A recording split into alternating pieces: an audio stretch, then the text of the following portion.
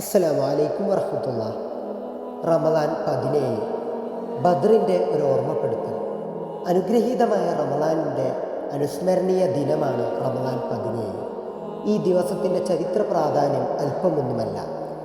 ഇതുപോലെ ഒരു റമദാൻ 17-നാണ് ബദ്ർ യുദ്ധം നടക്കുന്നത്. ഇസ്ലാമിക ചരിത്രത്തിലെ പ്രഥമ യുദ്ധമായിരുന്നു ബദ്ർ.